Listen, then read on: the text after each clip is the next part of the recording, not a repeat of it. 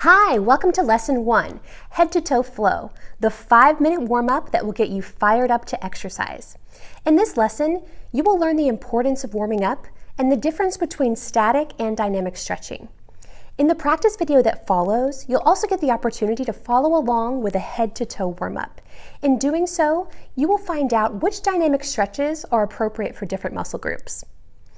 As an Air Force physical training leader, or PTL, I've spent 18 years leading PT sessions and assessing airmen on their annual PT test. But when I first began leading PT as a young 19-year-old airman, I was clueless, especially when it came to warming up. I just stuck to the old basic training style warm-ups that I'd been taught. You know, high knees, that old arm across your chest and hold, tricep stretch, even jumping jacks. But I'll never forget one time I was at Osan Air Force Base in Korea, and I was leading my whole flight of PT, doing warm-ups, and a master sergeant came to me afterwards, and he had been injured during the warm-up. He'd pulled a muscle strain, was in a lot of pain. I felt so guilty because I knew it was my fault. I was the one that had led him through such a rigorous routine for no reason. So at that point, I made it my goal to learn as much as I possibly could about warming up. So I became a personal trainer, and I haven't stopped learning since. So I'm eager to share what I've learned with you. So why should we warm up anyway? I'm going to give you 3 reasons. Number 1, our bodies are designed to move often and through a full range of motion. However, this is typically limited by routine daily activities, like sitting at your computer or driving. Warming up can help you increase that limited range of motion. Number 2, warming up decreases the risk of injury by increasing blood flow and helping your joints and muscles become more flexible and prepared for vigorous activity. Think of it like warming up your car before you drive. And number 3, warming up helps you to acquire the mobility necessary to create joint alignment and maintain stability while fatigued or under load. Yes, you can actually improve your posture and exercise technique with a proper warm-up. So now you know why warming up is important, but not just any kind of warm-up will do. Let's talk about the differences between static warm-ups and dynamic warm-ups. A static warm-up involves holding a stretch in a challenging but comfortable position for a period of time, usually somewhere between 10 to 30 seconds. Think about reaching for your toes and grabbing your foot and holding. That's when you pull, and try to stretch your muscles out. Static stretching is not ideal before working out because your muscles and joints are still cold and they may resist your pulling and tugging, leading to injury. This type of stretching also doesn't do much for joint range of motion. On the other hand, a dynamic stretch is exactly what your body needs. I recommend a gentle head-to-toe dynamic warm-up. A dynamic warm-up is performed by moving through a challenging but comfortable range of motion repeatedly, usually 10 to 12 times. You'll see what I mean in a second.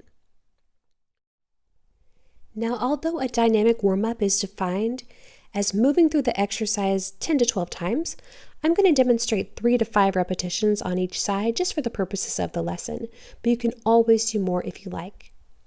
All right, let's break down the 6 exercises head to toe. Feel free to move your body along with each description. The first exercise we're going to cover focuses on the neck. So a neck warm-up, I like to call it the head swivel. So you're going to stand tall, feet about shoulder width apart, shoulders are relaxed and down, and you're just going to look over your left shoulder, try to look behind you, and then look over your right shoulder.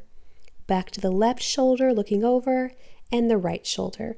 Repeat this at least 5 times each side. The next part of this, you're going to keep those shoulders down and relaxed, and imagine you're going to bring your ear down to your shoulder. So remember, don't bring your shoulder shrugged up to your ear, bring your ear down to your shoulder. And you're going to repeat on the opposite side. So left side, right side, at least 5 times each. As a bonus, you can look up at the sky and then look down at the ground and do some gentle head circles, about 5 times each. You'll see this in the video. Next up, let's focus on the shoulders. So this is a shoulder warm up, and you're going to do arm circles. So you're going to bring one arm up and then circle it behind you. Try to keep your arms straight if you can, reaching for the sky. Perform 5 arm circles to the rear and then 5 to the front, and then switch sides. The third exercise is for the chest and the upper back. This one's called the gunslinger. So first you're going to reach your hands behind you, stretching out your arms straight, pushing your chest forward while lifting up your head and lifting your chin to the sky. Next, you're going to clasp your hands together like you're holding a gun, round your upper back, tuck your chin, and stretch forward as far as you can. Then you're going to repeat. Arms come back, chest forward, and then back rounds, chin tucked, 5 times each. This next exercise is one of my favorites. This is one for the hips. It's called the over-under, and you'll see why in just a moment. So first you're going to balance on one foot and gently lift the opposite foot and lift it up like you're going to step over a small railing next to you. Bring your foot down, making sure that heel is touching the floor, and squat laterally like you're trying to sneak under that exact same railing. Perform 5 repetitions on each side and repeat. So step high, plant the foot, heel down, squat down low, and then step high again, and then sneak down low, moving side to side. The 5th exercise is going to be one for the hamstrings. So you're going to stand tall, balance on one foot, and gently swing the opposite leg forward, keeping a slight knee bend. Swing forward and back 5 times each, trying to straighten the leg a bit more each time. You can also flex the foot and swing your leg out to the side to open up the inner thigh. You'll see this little extra move in the video. So last but not least, let's talk about exercise 6, the bear crawl. So for this exercise, it's a calf warm-up. However, I really like this one because it gets the heart rate up. It also gets the arms involved, the shoulders, the core, the hamstrings.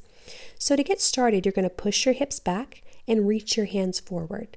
Lifting your hips to the sky is the most important part. So lift those hips as high as you can, pushing your heels into the ground. That's where you'll feel that calf stretch.